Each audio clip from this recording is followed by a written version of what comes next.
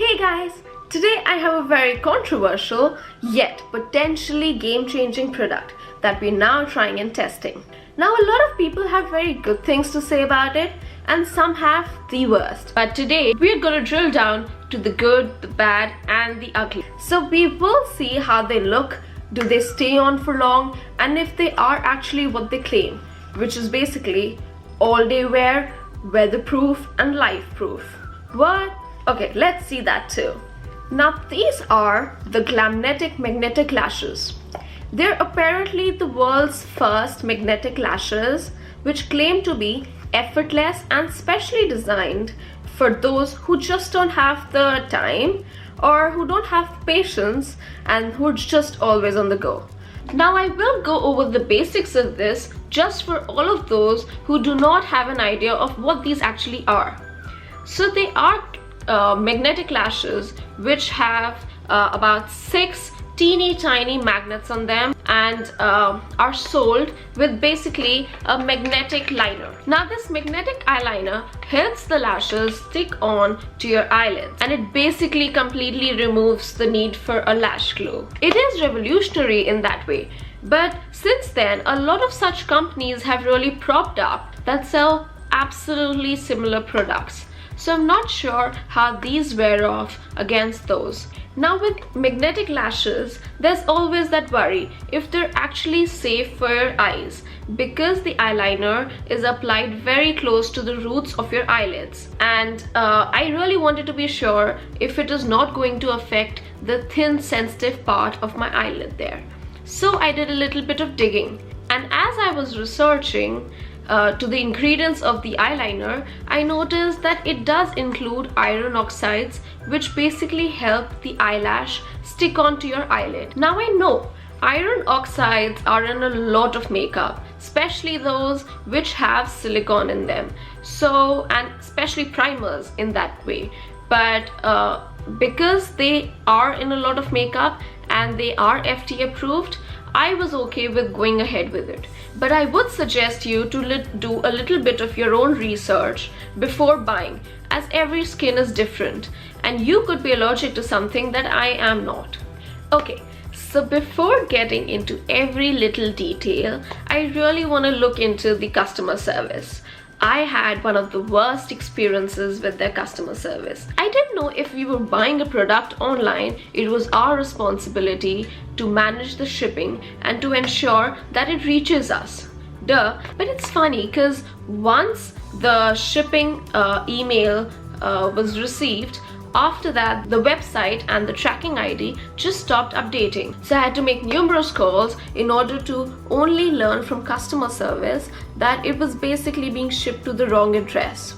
Now, even though I'm mentioning this in just passing, it was super frustrating, as getting them to correct the address took me almost a month. Once they finally confirmed that the shipping is on its way, I followed every little move of the package just to ensure that no further shipping errors would happen this time around. Now I don't know if this was just my experience or is it with always shipping to Canada, but I would be mindful of that and just check out once in a while when you do get your shipping confirmation email. Now that we have that out of the way, let's just get into the tryouts. Now because I have hooded eyelids, I like to keep my fake eyelashes to the minimal, and thus I bought myself the most natural looking Glamnetic lashes. The Glamnetic website does sell lashes and eyeliner separately, but I would suggest you to buy one of those curated lash kits because they do turn out to be cheaper. So I got myself the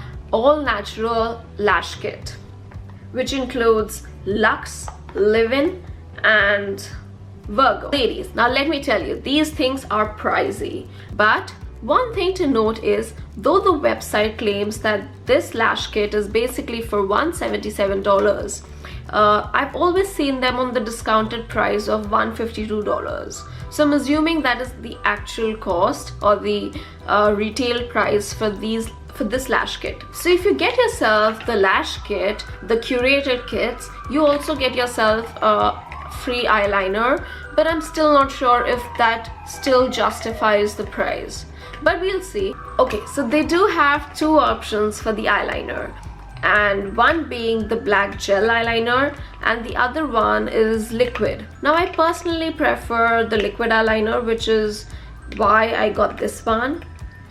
We're just gonna open this up and see. Now the bottle does say that you do have to shake the bottle before each use, and for best results only apply when the liner is 80% dry. Now this does have a thin brush, which is what I prefer.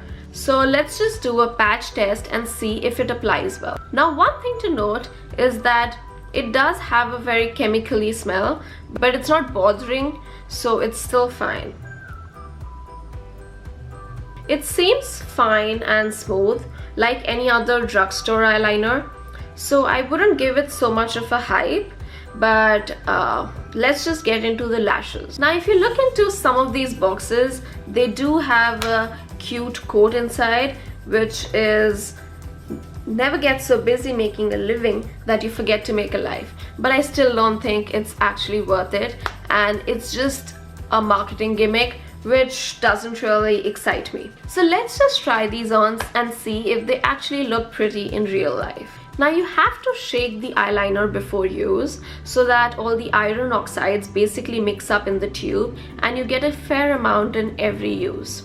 I will be using another eyeliner before that just to create a base because these by itself would be a little too much of the iron oxides, and I do want them to go a long way unless they do look hideous. So let me zoom you in so you can see me up close and personal. Not really sure if you really want to, but let's get going.